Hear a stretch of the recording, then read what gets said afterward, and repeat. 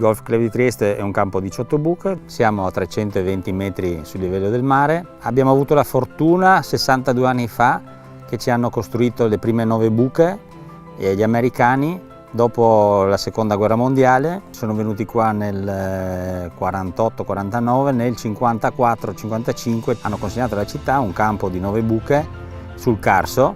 Qui il terreno è pietra, abbiamo fatto crescere dalla pietra l'erba per poter far vivere questo paradiso che è per noi il Golf di Trieste. Nel 2000 è iniziata la seconda grande scommessa, le 9 buche sono state ampliate a 18 buche, per cui siamo passati dai 300 passaggi annui ai 4.500 passaggi annui. Abbiamo una costanza di presenza di turisti che sono dagli austriaci ai tedeschi ai nostri amici vicini sloveni, croati e serbi. Ci sono delle linee aeree che passano per Lubiana, che spesso ci vengono a trovare gruppi di finlandesi, svedesi, olandesi.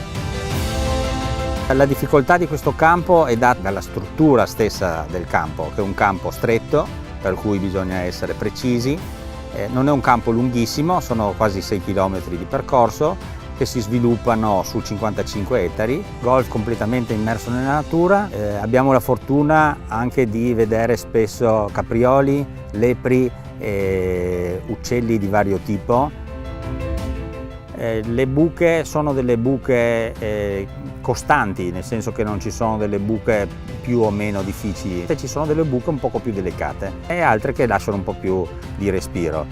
La buca in assoluto che a Trieste è riconosciuta da tutti quanti come la buca più entusiasmante è la 17. La 17 si parte dall'alto, si arriva verso un green in leggerissima discesa con la vista di tutto il golfo. Il circolo è sempre aperto, dal 1° gennaio al 31 dicembre dell'anno. L'attività agonistica interna è data dalla commissione sportiva nostra, che si occupano di organizzare durante l'anno quasi 52 eventi.